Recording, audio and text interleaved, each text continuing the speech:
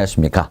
변액보험 판매관리사 자격시험 대비 5월 실전 문제풀이 과정 그 두 번째 시간 21번부터 40번까지 여러분들과 함께 풀어보도록 하겠습니다. 자, 21번 한번 보죠. 다음 표에서 설명하는 변액보험 보증 옵션. 보증 옵션 여러 가지 있었죠. GMDB, GMAB 뭐 등등 여러 가지가 있었습니다. 자, 그 중에 어떤 보증 옵션에 대한 설명인지 한번 보죠. 변액연금보험에서 연금 개시 후 보험 기간 중 지급될 연금액, 적립금 곱하기 연금 지급률을 보증하는 옵션. 자, 뭐에 대한 설명입니까? GMIB, 최저연금액 보증에 대한 설명이죠. 자, 이런 만약에 헷갈리시면, 이런 산식 하나 나왔다. 그냥 GMIB다. 이렇게 여러분께서 기억을 해 두셔도 될 것 같습니다. 여러 가지 옵션 중에, 다 텍스트로 설명이 되어 있지. 이렇게, 계산 시기에, 유사하게 이렇게 표현이 된 것은 지금 IB밖에 없죠. 그래서 얘는 시험 문제 굉장히 자주 출제되는 문제는 아닌데 여러분께서 만약에 기억을 잘 못하시겠으면 그런 게 하나 있었어. 이 정도는 여러분들께 기억해 주시면은 문제 푸시는 데는 큰 지장이 없을 것으로 생각이 듭니다.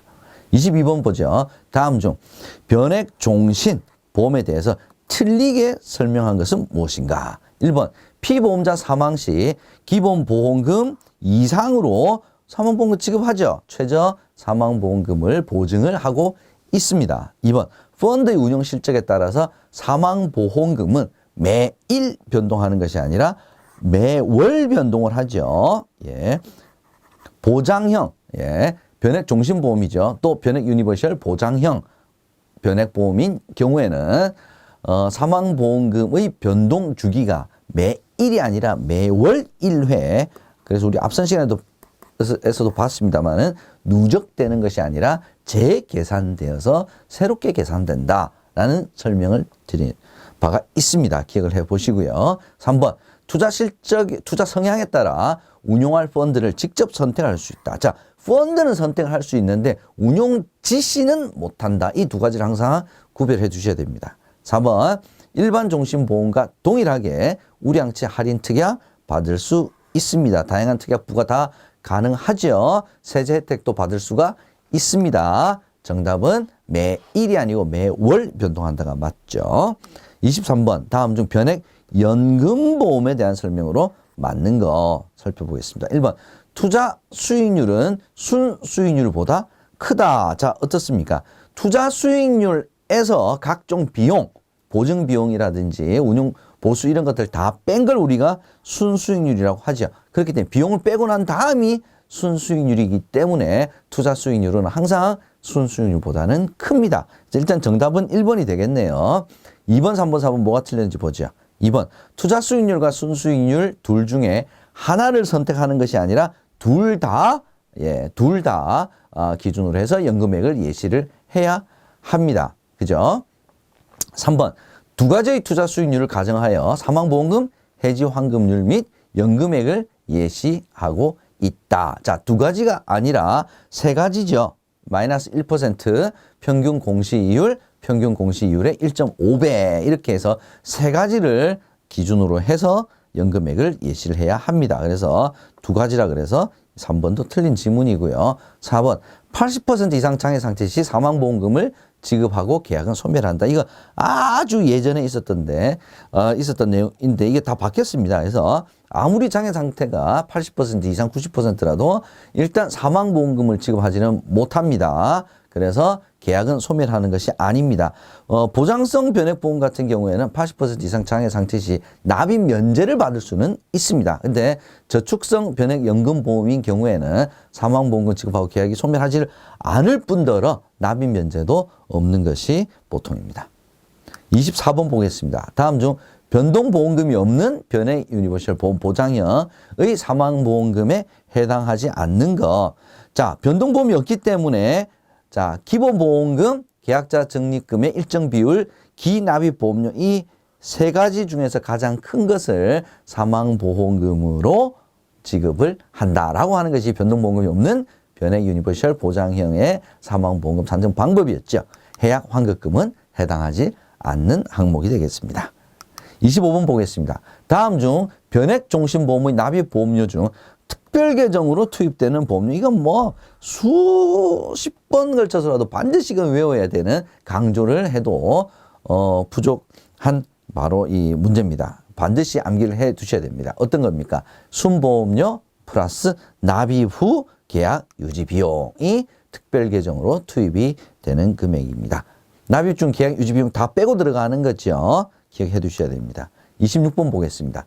변액종신보험의 현금 흐름에 대한 설명으로 맞는 거. 1번 운영보수는 매월, 일단 매월이 틀렸죠. 예, 매일 동일한 금액이 차감되는 게 아니라 동일한 보수율이 있죠. 보수율. 그래서 계약자 적립금에 이 보수율을 곱해서 차감을 하는 거기 때문에 매일매일 차감이 되고 금액도 동일한 금액이 아닙니다. 매번 달라지겠죠. 2번 자연식 위험보험료는 특별계정에서 차감이 되겠죠. 3번 보험금 지급 사유 발생 시 특별계정 적립금은 특별계정에 있죠. 특별계정 적립금을 일반계정으로 이체를 해서 일반계정에서 지급을 한다라고 하는 것이 변액보험의 공통적인 보험금 지급 방법입니다. 그래서 일단 맞는 것은 3번이 되겠고요. 4번 최저사망보험금 보증 비용은 기납입보험료에서 일정률을 부과하는 것이 아니라 보증비용은 대부분 계약자 적립금에서 일정률을 부과해서 차감을 합니다. 27번 다음 표의 괄호 안에 들어갈 내용으로 알맞는 것은 무엇인가? 변액보험은 장기적 수익성을 추구하고 있습니다. 그래서 운용의 성과와 위험은 누구에게 귀속이 되느냐? 보험 계약자에게 귀속되는 성격을 가지고 있기 때문에 안정성 등에 주의하여 운용해야 한다. 이거 뭐 앞서 문제에서도 비슷한 내용들이 있었죠. 기억나실 겁니다. 28번 보겠습니다. 다음 중 변액보험 자산 운용에 대해서 맞게 설명한 것은 1번 자산평가 방법의 기본 원칙은 뭡니까? 시가평가죠. 원가평가 아니죠. 시가멸변하죠. 2번 자산운용 실적 적립금의 반영 방법은 좌당기준가격 방법, 얘를 쓰는 거죠. 3번 특별계정과 일반계정 자산의 상호교환 불가능합니다. 이게 가능하면 굳이 특별계정을 설정해서 운용할 이유가 없는 것이죠. 4번 특별계정 펀드의 개별 주식 종목에 대한 계약자 운용 지시 불가능하다고 제가 앞서서도 말씀을 드린 적이 있습니다. 펀드는 선택을 할 수 있지만 개별 운용 방법, 주식 종목에 대한 운용 지시는 못하게 되어 있습니다. 그래서 정답은 2번이 되겠네요. 29번 다음 보기의 펀드는 최초 개설일 이후에 몇 년이 경과한 펀드인가? 한번 보죠. 자, 몇 년 경과했습니까? 기준가격은 얼마로 시작합니까? 1,000원에서 시작하죠. 자, 1,000원이 1,200원이 되었으니 200원 올랐네요. 그죠? 200원. 몇 퍼센트입니까? 자, 20%가 상승했습니다. 얘는 개설일 이후로 누적되어서 발생한 수익률을 의미를 합니다. 그래서 개설일 이후에 총 20%의 수익률이 발생을 했는데 연환산 수익률이 5%라고 합니다. 1년 평균 5%씩 해서 20%가 되었다면 몇 년이 경과했을까요? 라고 하는 문제와 질문과 똑같은 내용입니다. 4년이 되겠습니다. 20%를 1년에 5%씩 해서 20%가 되었으니 20 나누기 5 하게 되면 4년 경과한 펀드다라는 것을 알 수가 있겠습니다. 다음 30번 보겠습니다. 다음 중 변액보험 특별계정의 펀드 자동 재배분 오토 리밸런싱에 대해 틀리게 설명한 것을 한번 찾아보겠습니다. 1번 투자 성과에 따라 변동된 펀드의 적립금 비율을 보험계약자가 미리 설정한 펀드 배분 비율로 자동 재배분하는 기능이다. 텍스트 그대로 자동 재배분 기능에 대한 설명을 아주 충실하게 잘 표현하고 있는 지문이 되겠습니다. 2번 펀드별 배분 비율은 보험기간 중에 언제든지 변경할 수가 있습니다. 보험기간 시작하기 전에도 설정을 하고 변경할 수도 있고요. 보험기간 중에 언제든지 변경할 수가 있습니다. 3번 보험료 일시납에 따른 변동성을 최소화하기 위하여 특별계정 투입 시점을 분할하여 차례로 납입한다. 자, 얘는 틀린 지문이 아니라 다른 지문이네요. 그죠? 얘는 자동 재배분에 대한 기능에 대한 설명이 아니라 일시납. 한꺼번에 큰 돈이 들어왔으니까 얘는 분할 투자를 하겠다라고 하는 그 기능에 대한 설명입니다. 평균 분할 투자 기능에 대한 설명이기 때문에 일단 틀렸다라기보다는 다른 기능에 대한 설명을 하고 있다 이렇게 보시면 되겠네요. 4번 투자 성향에 맞게 설정한 포트폴리오를 지속적으로 유지를 할 수 있게 만들어주는 기능이 바로 오토 리밸런싱 펀드 자동 재배분 기능이다. 맞는 지문이 되겠습니다. 31번 보겠습니다. 보험료 납입에 대한 설명으로 맞는 거 한번 찾아보겠습니다. 1번 변액종신보험은 월납도 되고 분기납도 되고 연납도 되고 일시납도 가능하다. 일단 틀렸습니다. 딱 두 가지밖에 안 됩니다. 뭐하고 뭡니까? 월납, 일시납만 가능합니다. 다른 상품도 분기납, 연납 나오면 이 지문은 다 틀린 지문이다. 이렇게 생각하시면 될 것 같습니다. 변액종신뿐만 아니라 다른 상품에서도 마찬가지입니다. 2번 선납보험료와 추가납입 보험료의 특별계정 투입 시점은 다르죠. 추가납입 보험료는요. 납입일 플러스 2영업일. 선납보험료는 매월 계약 해당일. 이거 다른 겁니다. 서로. 3번 변액 유니버셜 보험의 의무 납입 기간 중에는 보험료 납입을 아니 일시 정지를 할 수 있는데 의무라는 말을 굳이 붙일 이유가 없겠죠. 그래서 일시 정지를 못하게 하기 위해서 의무 납입 기간을 설정을 한다. 이렇게 생각을 하시면 되겠습니다. 그래서 일단 정답은 4번이 되겠네요. 변액연금보험의 선납보험료는 할인하지 않고 보험료의 배수로 납입을 하는 것이 특징입니다. 32번 다음 중 청약철의 기간이 지난 이후에 계약이 승낙이 되었습니다. 30일 지나서 승낙이 된 경우 제1회 보험료가 특별계정으로 투입되는 시기는 언제입니까? 자, 청약철의 기간 중에 승낙이 된 경우, 청약철의 기간이 지난 이후에 승낙이 된 경우 두 가지가 있었죠. 자, 청약철의 기간 지난 이후에 승낙된 경우에는 특별계정 투입 보험료는 승낙일에 투입이 된다라는 거 기억을 해 두셔야 됩니다. 얘도 시험 문제에 굉장히 자주 출제가 되는 문제입니다. 33번 다음 중 변액보험의 해약 환급금에 대해서 틀리게 설명한 것은 자 어떤 지문이 틀렸는지 하나씩 살펴보죠. 1번 중도 해지 시 해약 환급금에서 보험계약 대출금을 차감할 수 있다. 중도를 해지를 했는데 이미 보험계약 대출을 받은 게 있다. 그러면 당연히 보험회사 입장에서는 나가야 될 해약 환급금에서 받아야 될 보험계약 대출금을 빼고 차감을 하는 것이 맞겠죠. 돈 다 줬다가 안 갚으면 어떡할 겁니까? 그죠? 2번 보험료 납입 기간 중에는 해약 환급금이 기납입 보험료를 초과할 수 없다. 자, 보험료 납입 기간 중에 주식, 채권 가격이 굉장히 수익률이 좋다라고 했을 때는 해약 환급금이 기납입 보험료보다 초과할 수가 있습니다. 수익률이 높을 경우에는 초과할 수 있죠. 일단 2번이 틀린 지문이고요. 3번 보험기간, 보험료 납입 횟수에 따라 보험기간이 길어지고 보험료가 납입 횟수가 많아지면 해약 환급금은 더 많아지겠죠. 4번 특별계정 적립금에서 해지 공제 금액을 차감한 금액을 해약 환급금으로 지급을 한다. 맞죠? 해약 환급금으로 기납입 보험료 다 주질 않습니다. 그래서 틀린 지문은 2번이 되겠습니다. 34번 변액보험의 계약 내용에서 변경할 수 없는 거 어떤 걸 변경할 수 없냐면 그 상품 자체의 특성, 고유의 특성 이런 것은 실은 변경하기가 어렵습니다. 그게 대표적인 게 뭐냐?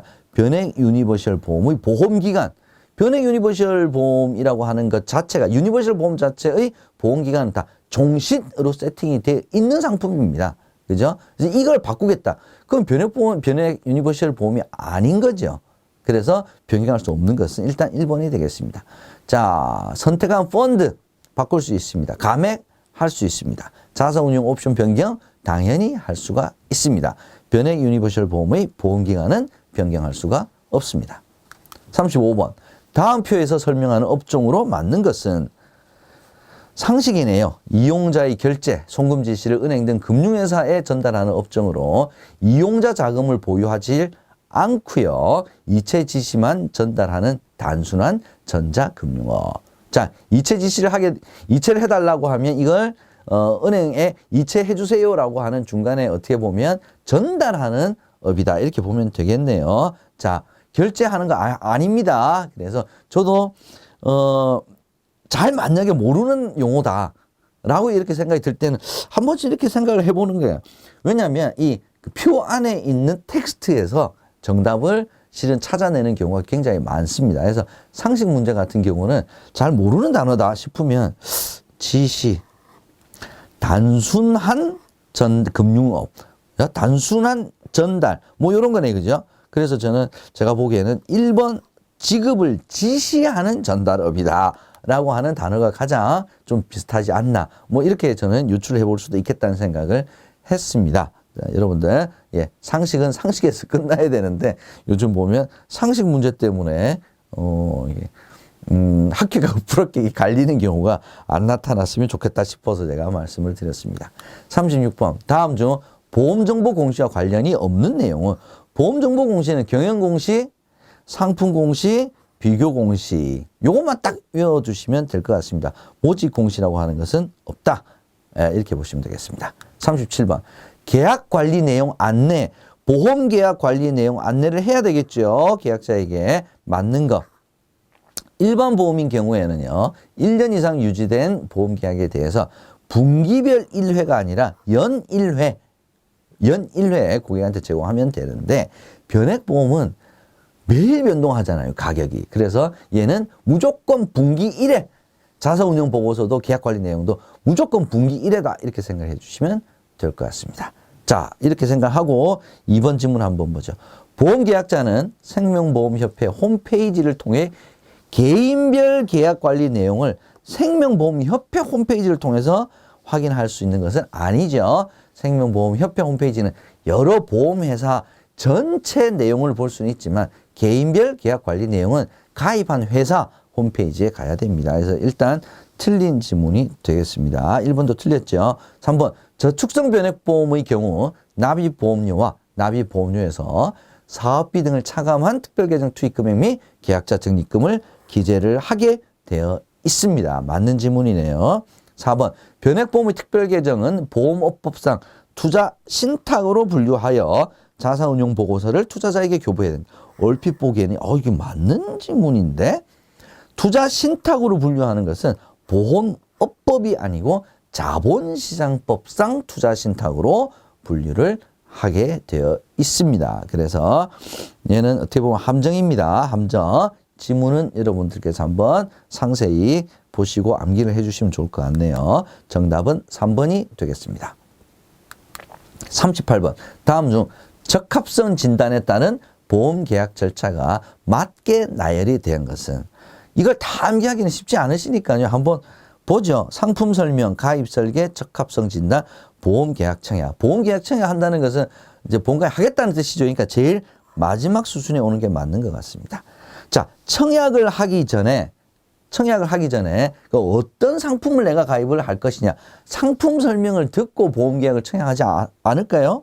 가가 저는 다음 순서일 것 같습니다. 그럼 어떤 상품이 좋은 상품인지 고객한테 제안을 하려 그러면 가입 설계를 해봐야 상품 설명을 할 수가 있겠죠. 그죠? 그럼 가입 설계를 하기 전에 뭘 해야 되냐? 적합성 진단을 제일 먼저 해봐야 알 수가 있겠습니다. 이렇게 역으로 한번 차근차근 이렇게 따져보시는 것도 하나의 방법인 것 같고요. 정상적으로 이제 프로세스를 보자면 보험계약 체결 절차 시 반드시 제일 먼저 적합성 진단을 무조건 해야 됩니다. 그죠? 거기에 따라서 가입 설계를 하고 상품 설명, 보험계약 청약의 순서대로 가야 되는 것이 적합성 진단에 따른 체결 절차다. 이렇게 보시면 되겠습니다. 39번. 다음 중 변액보험 주요 내용, 확인서 내용에 대해서 맞게 설명한 것은 1번. 특별계정 운용에 따른 이익과 손실은 보험회사에 귀속이 됩니까? 계약자에게 귀속이 됩니까? 1번 틀렸죠. 2번. 해약 환급금이 납입보험료에 이르기까지는 장기간 소유가 된다는 거, 이거 설명을 해야 됩니다. 3번. 원금 도달 기간에 대한 예시는 해당 상품의 평균 수익률을 기준으로 하는 것이 아니라, 그건 왜냐하면 과거 수익률을 가지고 이걸 미래를 예측할 수는 없는 거죠. 예, 평균 공시이율을 기준으로 한다. 4번. 사망보험금과 해약 환급금은 매월이 아니라 매일 변동된다는 내용이 되겠습니다. 정답은 2번이 되겠습니다. 자, 다음 마지막 문제 한번 보겠습니다. 예금자 보호법에 의한 예금보험 사고에 해당하지 않는 것은. 자, 어떤 게 예금보험 사고죠? 예금보험공사가 예금보험금을 지급을 해야 되는 사유가 해당이 되겠죠. 예금 지급 정지, 그 다음에 파산, 인허가 취소, 뭐 이런 것들이 대표적인 예금보험 사고에 해당이 되겠습니다. 지급 정지, 그죠? 상장 폐지. 상장이 폐지됐다고 해서 그 금융기관이 예를 들어서 뭐 심하게 망한 건 아니잖아요. 그죠? 그렇기 때문에 상장 폐지는 예금보험사고에 해당이 되지 않습니다. 파산한 경우 더 이상 예금 지급을 못 하겠죠. 인가가 취소가 되고 더 이상 금융기관이 아닌 거죠. 그래서 예금사 보험사고에 해당되지 않는 것은 상장 폐지된 경우가 해당이 되겠습니다. 자, 이렇게 해서 두 번째 시간까지 모두 총 40문제 풀어봤습니다.